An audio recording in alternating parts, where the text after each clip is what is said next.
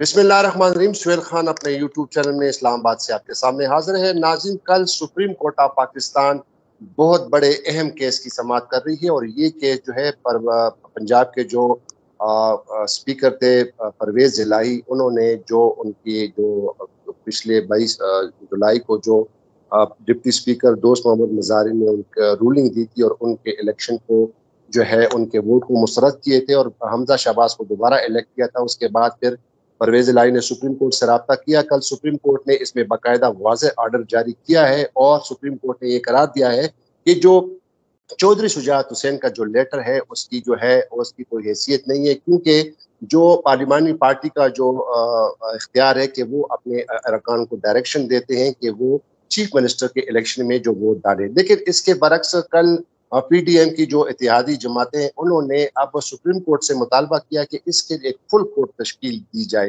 हालांकि मामला बड़ा साफ है, वाज़ेह है। 63A में 1B में क्लियर कट लिखा है कि पार्लिमानी पार्टी का इख्तियार है। तो इस पर आज हम तफसील से बात करेंगे। इस वक्त मेरे साथ सुप्रीम कोर्ट के और बड़े सीनियर जर्नलिस्ट हैं, सहाफ़ी हैं, फ़खरुर रहमान। तो हम इस पर तफसील से बात करेंगे। Fakhrur Rahman, thank you very much for joining me. जी सुहेल खान, थैंक यू।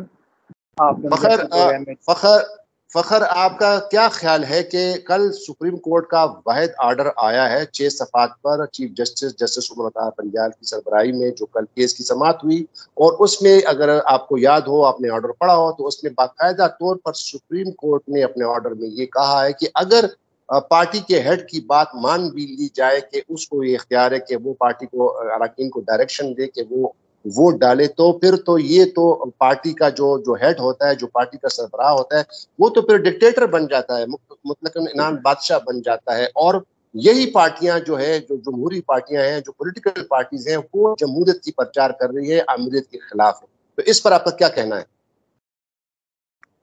सुहेल, देखें, 22 जुलाई को तो वज़ीर आला पंजाब का फैसला होना था। सुप्रीम कोर्ट की जानिब से रन ऑफ इलेक्शन की का ऑर्डर जो था वो दिया गया था। तो 22 जुलाई को वोटिंग हुई, पोलिंग हुई, और उस पोलिंग के नतीजे में 186 वोट जो थे परवेज इलाही को मिले और 179 जो थे हमजा शरीफ को मिले। डिप्टी स्पीकर ने सुप्रीम कोर्ट के 63A के 27 मई के फैसले को बुनियाद बनाकर और 10 वोट जो थे पाकिस्तान मुस्लिम लीग काफ के मुस्तरद कर दिए और कहा कि उनके जो पार्टी के सरबराह हैं चौधरी शुजात हुसैन, उनकी जानिब से एक लेटर उनको मौसूल हुआ और उसकी बुनियाद पर उन्होंने ऐसा किया। ऑब्वियसली PMLQ और परवेज इलाही जो थे वो सुप्रीम कोर्ट में चले गए। अब सुप्रीम कोर्ट में जब मामला गया तो सुप्रीम कोर्ट की जानिब से बड़ी अहम ऑब्जर्वेशन है, जिसका आपने जिक्र भी किया, कि उन्होंने कहा कि अगर पार्टी के सरबराह को ये इख्तियार दे दिया जाए कि वो वोट डालने से रोक दे, तो ये आमरीत होगी, ये इसको डिक्टेटोरियल रवैया कहा जाएगा, यानी कि ये जमहूरियत के बिल्कुल अगेंस्ट एक बात होगी। तो इससे ये बात आप खुद ही अगस्त कर सकते हैं कि 63A का जो कानून है, बुनियादी तौर पर उसकी रूह क्या है। उसकी रूह ये है कि ये एंटी डिफेक्शन लॉ है, यानी PML काफ के जो मेंबर्स हैं, अगर वो वोट किसी दूसरी पार्टी के उम्मीदवार को डालते, तो तब 63A का जो कानून है उसका लागू उनके ऊपर होता और पार्टी सरबराह जो है वो डिफेक्शन के हवाले से उनके खिलाफ कोई कार्रवाई जो है उसका ऑर्डर कर सकता था या उनको रोक सकता। लेकिन इस पर्टिकुलर केस में जो परवेज इलाही का मामला है, इसमें 63A का मेरी नज़र से, आई मे बी रॉन्ग, लेकिन मेरी नज़र में 63A का इतलाक जो है वो यकसर यहाँ पे बनता ही नहीं है, क्योंकि 63A एंटी डिफेक्शन लॉ है, यानी एक मेंबर ऑफ द पार्लियामेंट को या मेंबर ऑफ द असेंबली को किसी दूसरे पार्टी को वोट डालने से रोकना है या वहाँ पर जाने से रोकना है। एक पार्टी सरबराह अपने ही पार्टी के उम्मीदवार को अपने ही पार्टी के अरकान से वोट डालने से नहीं रोक सकता। तो ये बात तो वाज़ेह होगी। दूसरी बात ये है कि अब जो मामला सुप्रीम कोर्ट में आया है, वो मामला है डिप्टी स्पीकर की रूलिंग का और सुप्रीम कोर्ट के ऑर्डर का। अब सुप्रीम कोर्ट का जो ऑर्डर है उसको डिप्टी स्पीकर ने कैसे उसकी तशरीह की, कैसे उसको समझा, ये सुप्रीम कोर्ट जानना चाहती है।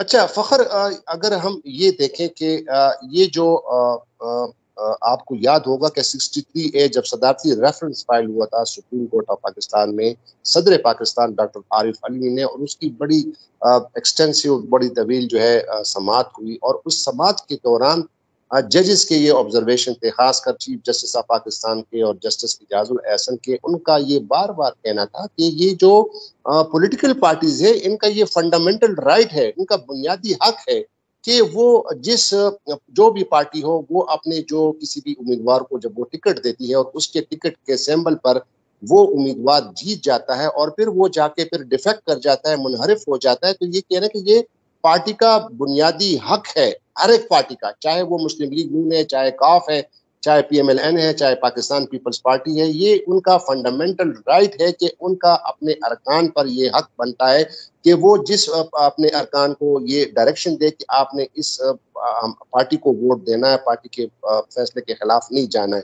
तो ये एक सुप्रीम कोर्ट ने क्लियर कट कहा था कि ये हर एक पार्टी का बुनियादी हक है।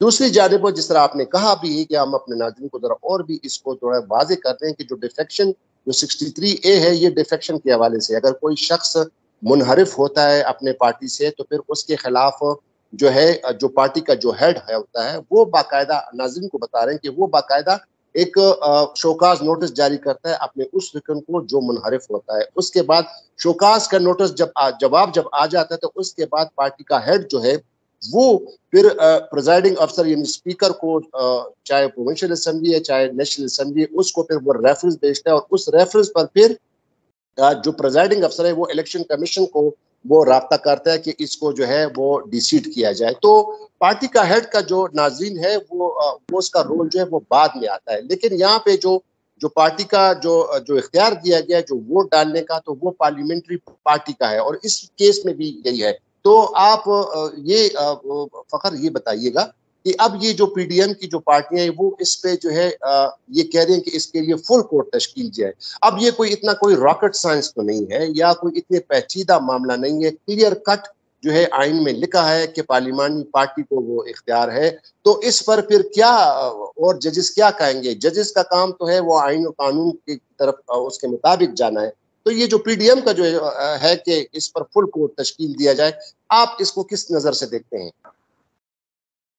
देखिए, पहली बात तो ये है ना कि जैसे भी आपने एक्सप्लेन किया, मैं उसको थोड़ा-सा और आसान लफ्ज़ों में कहूँ कि पार्टी सरबराह जो है, अगर वो ये दावा कर ले कि जी मैं ही तायात जो है ना पार्टी का सरबराह हूँ और किसी को मुझसे इख्तिलाफ़ राय का हक़ नहीं है, तो इसका मतलब है फिर डिक्टेटरशिप है, जमहूरियत नहीं है।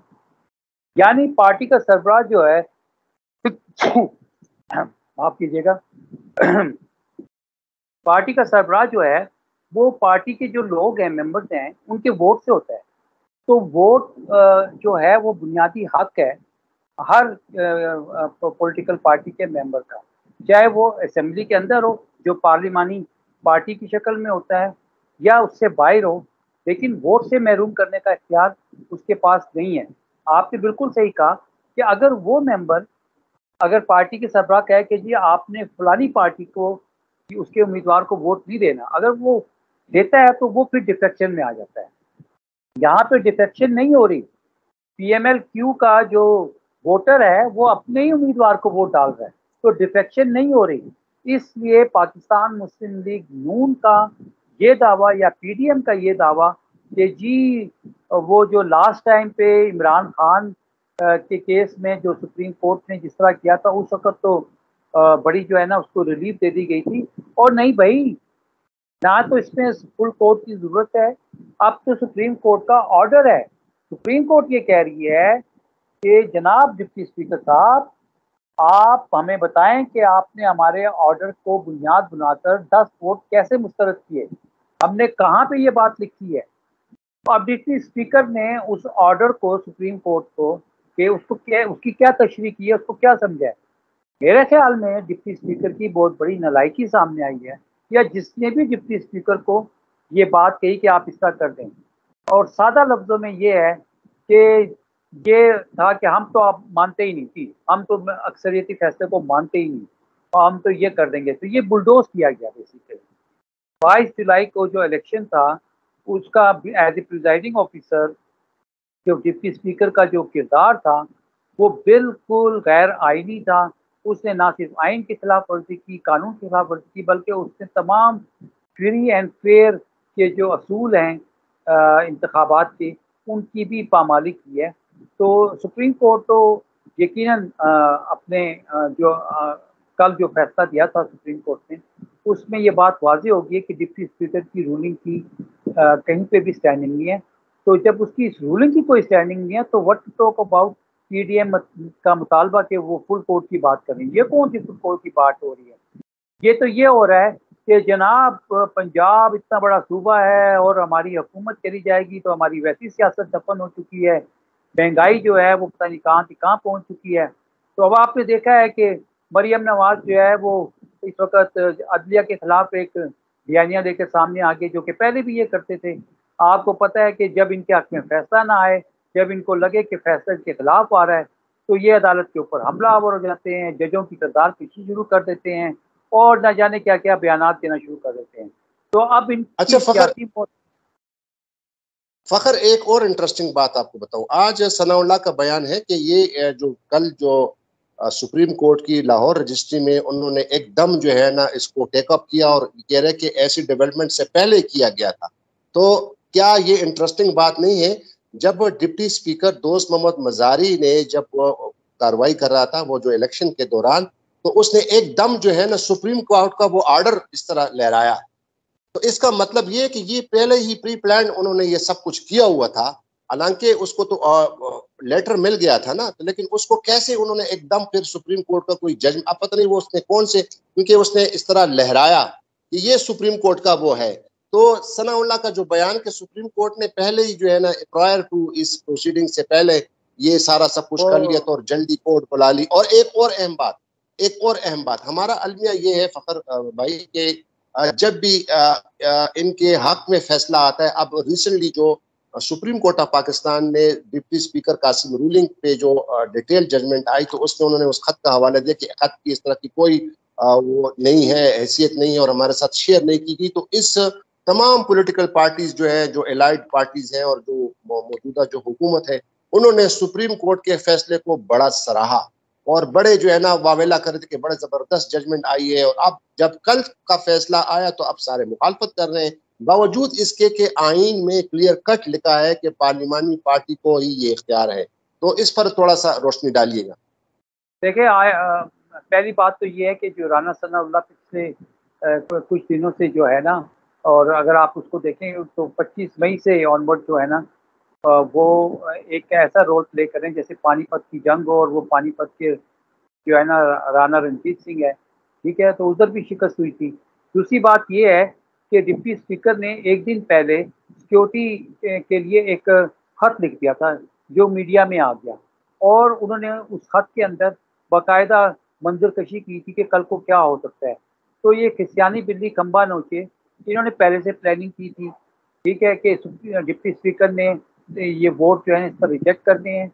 और मैं आपको ये भी बता दूं कि चौधरी शुजात को रावलपिंडी की एक इंतहाई ताकतवर शख्सियत जो थी, उनकी जानिब से फ़ोन किया गया और उनको इंतहाई दर्जे का उन पे प्रेशर अप्लाई किया गया, तब ये जो ख़त है जो गया। लेकिन अब उनको ये समझ नहीं थी कि ये ख़त जो है ये आर्टिकल 63A के अंदर आता ही नहीं है। ये यकसर जो है 63A के अंदर इसके ख़त के ज़रिए से दाखिल नहीं हुआ जा सकता, एक बात। दूसरी बात ये है कि अब उनको समझ आई कि ओहो ये तो आइन को हम भी नहीं समझ सके। सुप्रीम कोर्ट ऑफ पाकिस्तान इस केस की समाअत करने जा रही है और कल अब देखना ये होगा कि जो डिप्टी स्पीकर जो है दोस्त मोहम्मद निजारी, उसके वकील जो है वो क्या आर्गूमेंट पेश करते हैं, या जो एडवोकेट जनरल पंजाब है, पंजाब हुकूमत की तरफ से क्या मौक़िफ़ इख्तियार किया जाता है और कल फिर सुप्रीम कोर्ट क्या अपना फैसला देगी। लेकिन बात नाज़रीन सिर्फ यही है कि पाकिस्तान की तरक्की के लिए, पाकिस्तान की जमहूरियत के लिए और पाकिस्तान के आइन और कानून पर अमल दरामद करने के लिए ये बहुत ज़रूरी है कि आइन का एहतराम किया जाए, कानून का एहतराम किया जाए, जमहूरियत का एहतराम किया जाए और इस मुल्क की फलाह बहबूद के लिए जो है ऐसे काम किया जाए ताकि ये मुल्क तरक्की की राह पर गामजन हो। एक कोई ना तो सियासी इंतशार हो और ना मुआशी जो है इंस्टेबिलिटी हो। तो एक और प्रोग्राम में दोबारा आपके सामने हाजिर होगा। तब तक के लिए इजाजत दीजिए। खुदा हाफिज। पाकिस्तान जिंदाबाद।